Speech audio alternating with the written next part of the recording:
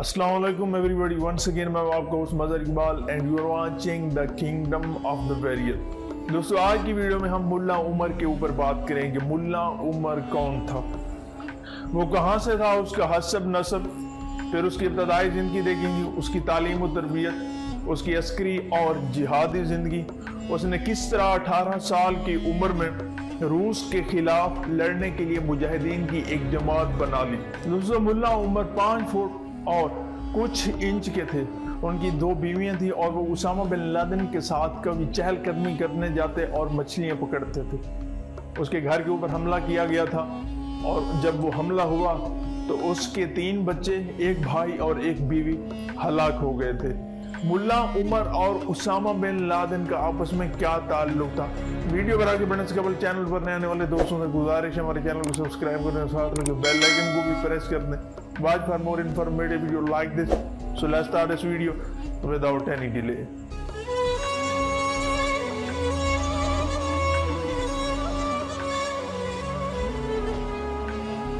So welcome back. दोस्तों मुल्ला मोहम्मद उमर 1960 में अफगानिस्तान के सूबा कंधार के जिला खाकरेज के गांव में चाह हमद में पैदा हुए। हस्ब नसब और ख़ानदान की अगर हम बात करें तो आपके वालिद का नाम गुलाम नबी था और दादा का नाम मोहम्मद रसूल, जबकि परदादा का नाम बाज मोहम्मद है। दोस्तों आपके वालिद और बिल तरतीब दादा और परदादा सभी आलिम दीन, आलिम मुफाजिल थे। मुल्ला उमर का ताल्लुक पश्तून कबीले से होतक की शान तोमजाई से है। मुल्ला उमर का ख़ानदान अपने अपने वक्तों में बैरूनी दर अंदाजी के खिलाफ हमेशा मुसल्लह जहदोजहद करता चला आया है।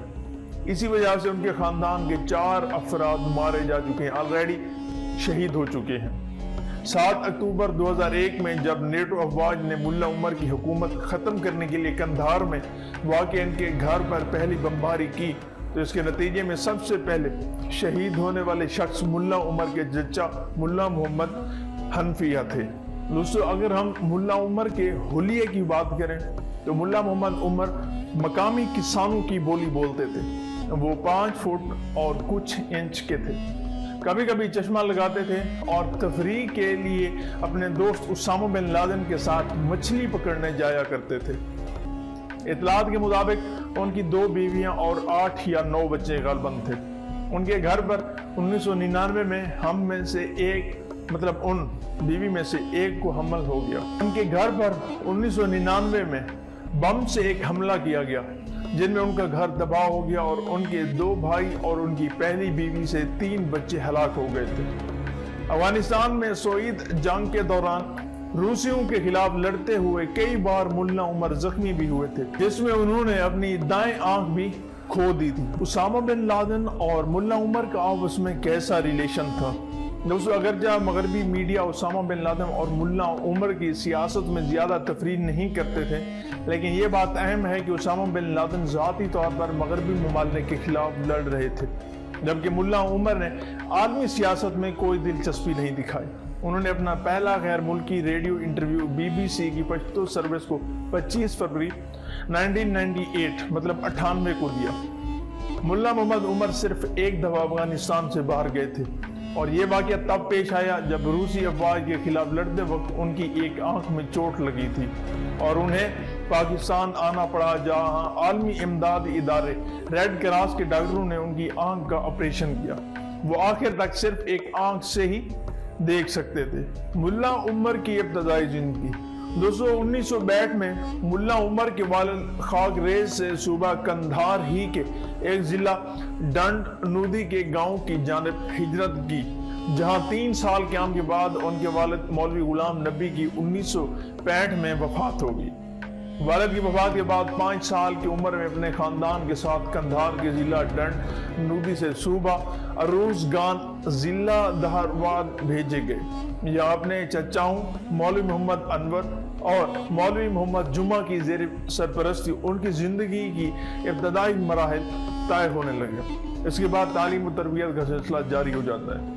8 साल की उम्र में दीनी इल्म हासिल करने के लिए मुल्ला उमर ने जिला दोहरात के शहर कोहना में वाक़ई अपने चचाओं के मदरसे में दाखिल होकर इब्तदाई तालीम और तरबियत हासिल की। آپ نے اپنے مدرسے کو چھوڑا اور مختلف مدارس کا وزٹ کیا اور وہاں پر طلباء کو، طالب علم کو اکٹھا کیا اور ایک جماعت بنائی جس کا نام طالبان ہے۔ دوستو، ملا محمد عمر تحریک طالبان کے سربراہ ہیں اور اس کے فاؤنڈر بھی ہیں۔ میں اپنی پچھلی ایک قسط میں آپ کو بتا چکا ہوں کہ ملا محمد عمر نے کس طرح طالبان کو اکٹھا کیا اور اسلام کے لیے، دین کے لیے جہاد شروع کیا اور افغانستان کو امریکہ سے بچایا تھا۔ ملا عمر کی عسکری اور جہادی زندگی۔ دوستو، انقلاب سور کے بعد ملا عمر اور ان جیسے کئی طلباء افغانستان کے علماء نے کمیونسٹوں کے خلاف مسلح جدوجہد شروع کر دی تھی۔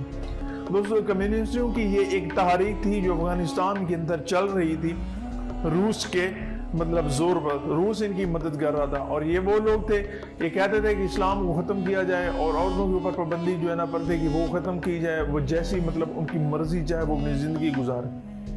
پھر ان کے خلاف انہی لوگوں نے، ملا عمر اس کے ساتھیوں نے جہاد کیا تھا۔ دوستو، یہی وجہ تھی کہ انہوں نے اپنا عسکری سلسلہ صوبہ اروزگان کے ضلع ظہور واد میں مولوی نبی محمد کی قائم کردہ تنظیم حرکت انقلاب اسلامی میں شمولیت کر کے کیا۔ اس ضلع میں کچھ عرصہ رہنے کے بعد صوبہ اروزگان کی سطح پر ملا عمر ایک معروف شخصیت بن کے ابھرے اور ارد گرد کے علاقوں سے مسلح جدوجہد کرنے والے گروپوں کی سربراہی ملا عمر کو سونپی گئی، جس میں انہوں نے 3 سال کے اندر روسی افواج اور کمیونسٹ انقلابیوں کے خلاف متعدد عسکری کارروائیوں میں اہم کردار ادا کیا اور انہیں جنگوں میں وہ پہلی بار زخمی بھی ہوئے تھے۔ دوستو، 1983 میں اپنے ساتھیوں کے ہمراہ نئی صف بندی اور تنظیم سازی کے لیے قندھار کے ضلع میون گئے۔ وہاں حرکت انقلاب اسلامی کے ایک مشہور عسکری کمانڈر فیض اللہ اخوند زادہ کے محاذ پر روسی اور افغانی کمیونسٹوں کے خلاف مسلح جدوجہد جاری رکھی۔ قندھار میں بھی عسکری کارروائیاں جاری رکھیں۔ ان کے قریبی احباب کا کہنا ہے کہ ملا عمر فوجی تکنیکیوں میں مہارت رکھتے تھے، جس وجہ سے وہ علاقائی عسکریت پسند کمانڈروں کی سطح پر جہادی تنظیموں کی توجہ کا مرکز بن گئے۔ اسی طرح انہیں حرکت انقلاب اسلامی کی تنظیم کی جانب مستقل گروپ اور محاذ دیا گیا، جس کی وہ عسکری کمانڈر بنائے گئے۔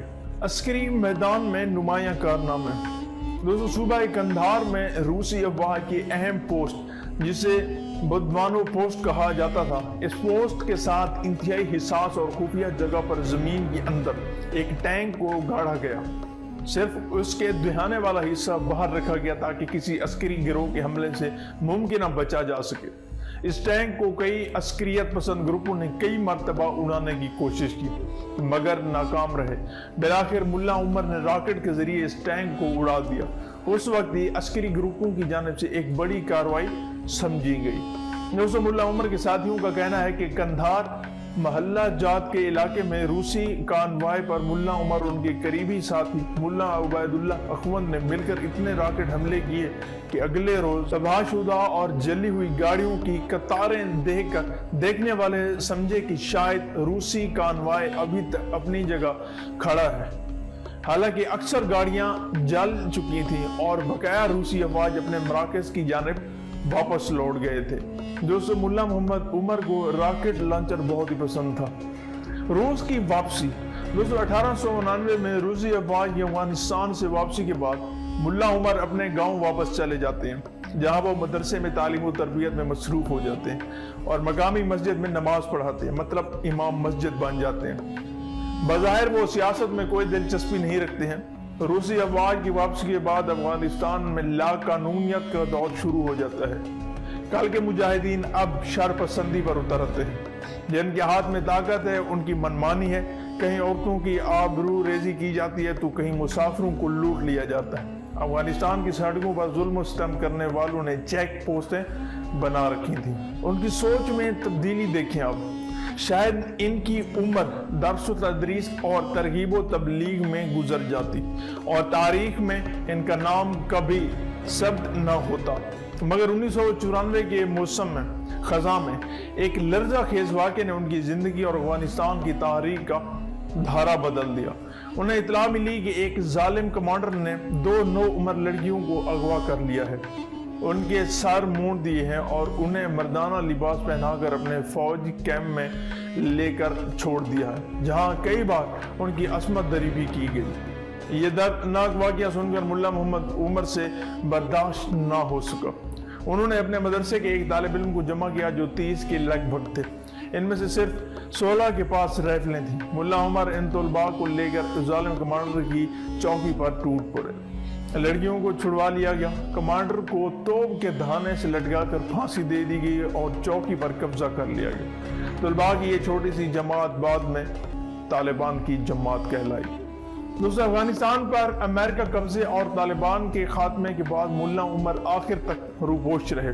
ان کی آڈیو بیانات سامنے آتے رہے، لیکن ان کے متعلق آخر تک کوئی نہیں جان سکا کہ وہ کہاں رہتے تھے۔ امریکہ کا مطالبہ اور افغانستان کے اوپر جنگ۔